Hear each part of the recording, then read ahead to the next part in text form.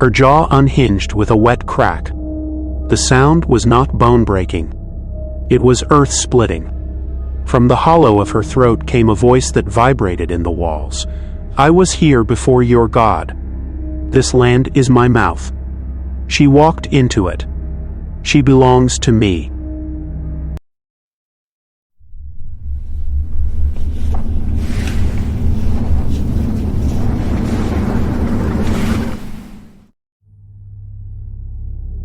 Case File 108.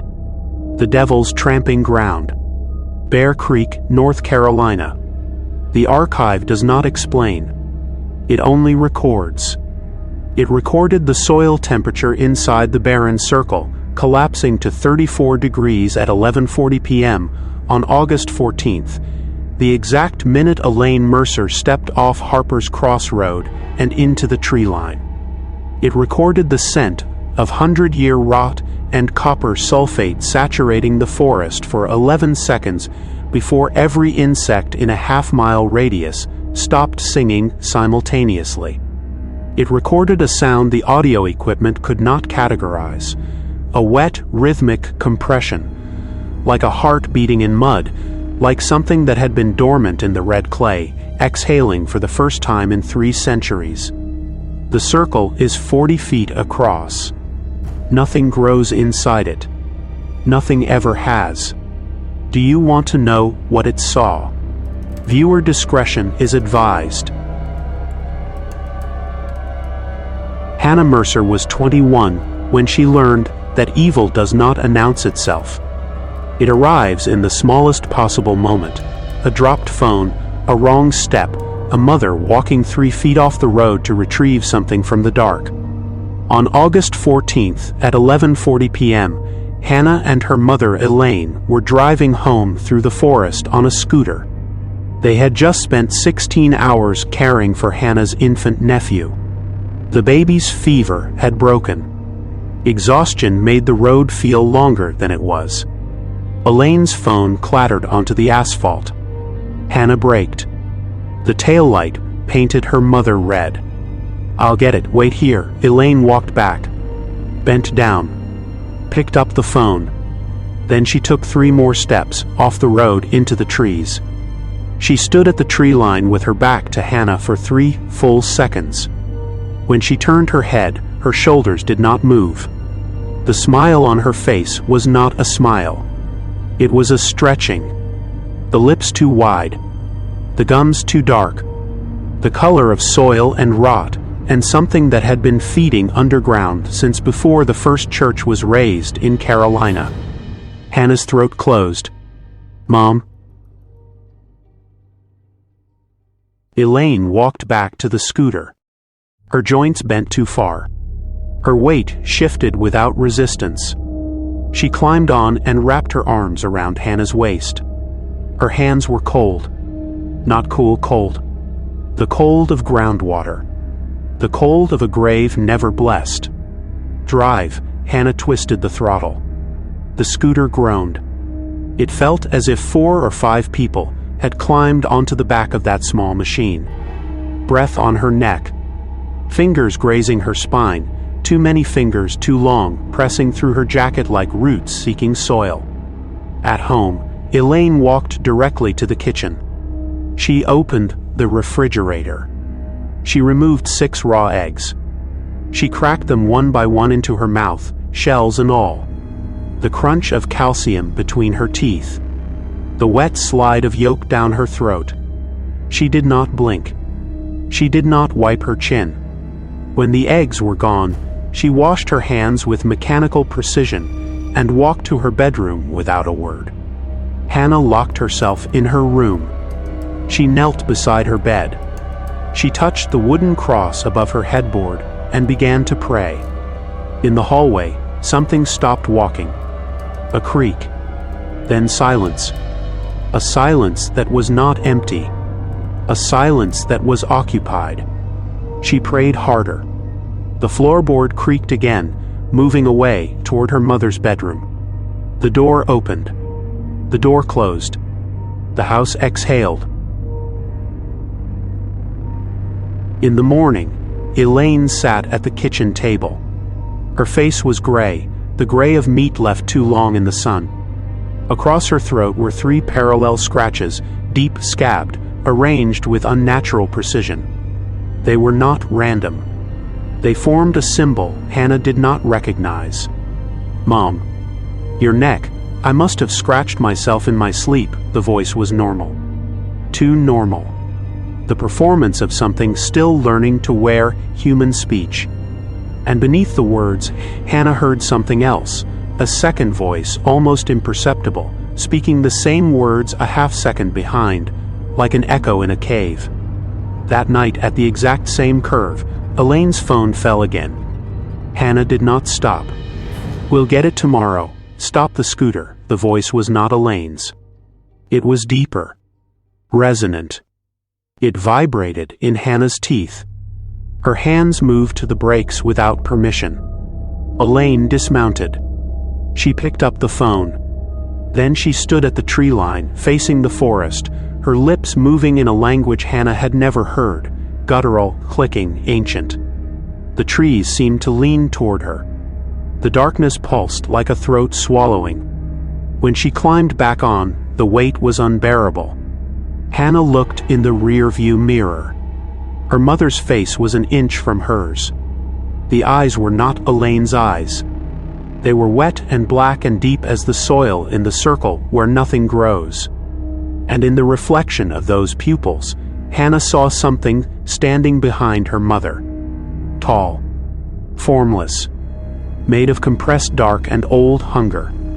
It had no face, but Hannah understood with absolute certainty that it was smiling. She drove. She did not look back.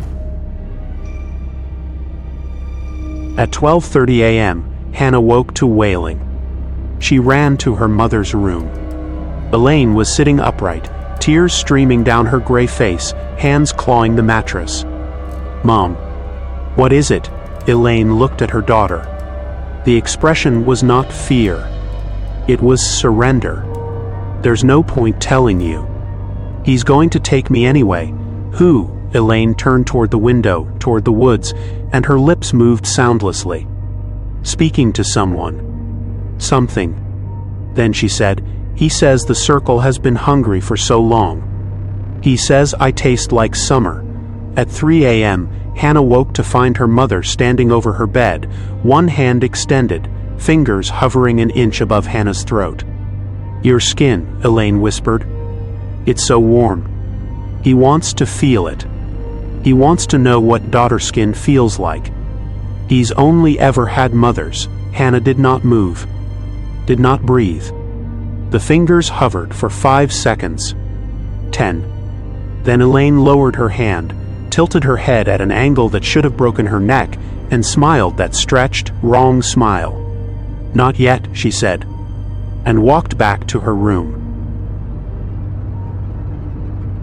The next morning, Hannah found her mother in the backyard, standing at the tree line, arms outstretched, speaking the clicking language. The trees swayed. There was no wind. The soil at Elaine's feet was moving, not shifting, not settling, moving. As if something beneath it was breathing. Hannah called her uncle. "Something is wrong with Mom. I need help." Father Joseph Caruso arrived the next morning. 71 years old. A diocesan exorcist called to the Carolina backcountry 6 times in 4 decades. He carried a leather satchel containing holy water, blessed salt, a blackened silver crucifix, and a journal filled with accounts he would never show another living soul. He did not enter immediately. He walked the perimeter of the house. He stopped at the back door. He pressed his palm against the wood and closed his eyes. When he opened them, he was weeping, not tears, but something dark and thin that smelled of ash and myrrh. "It's not in her," he said. "It's under her. The circle is not a place. It's a mouth. And it has been feeding on her, ever since she stepped across its boundary. Every moment she spends inside this house, it drinks a little more. What happens when it's finished drinking?" Father Caruso did not answer. He did not need to. The exorcism took 7 hours. Father Caruso placed Hannah inside a circle of consecrated salt. Whatever you see, whatever face it wears, do not step out. Your faith has protected you so far. It will not protect you if you choose to leave. This thing does not want your body. It wants your belief. It wants you to know that it is older than your prayers. He brought Elaine into the living room. She sat in a wooden chair, hands folded, smiling that stretched, wrong smile. "Hello, priest. You're a long way from Rome." The Latin filled the room like smoke. The temperature dropped. The windows fogged. The walls began to sweat, thick, dark, cold streaks running down the plaster. And beneath the Latin, Hannah heard something else. The clicking language, spoken from inside her mother's chest, matching the priest word for word, as if it had always known what he would say. Elaine's body began to change.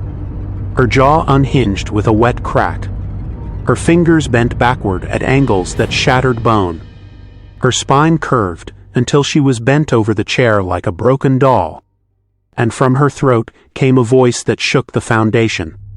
"I was here before your God, before your saints, before the first prayer was spoken on this continent. This land is my mouth." She walked into it. "She belongs to me. You cannot take her. You can only delay me." Father Caruso did not waver. "I bind you by the blood of the Lamb. Leave this woman. Return to the barren ground." The thing laughed. It was the worst sound Hannah had ever heard, not because it was loud, but because it was intimate. A laugh between old friends. A laugh that knew something the priest did not. "I will take her.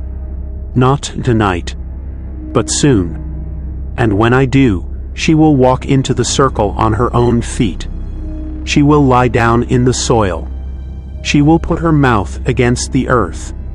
And she will give me everything you tried to save. You are not winning, priest. You are borrowing time. And I have been patient for 300 years." The black vapor rose, dense, coiling, cold as groundwater. It hung above Elaine for a long moment.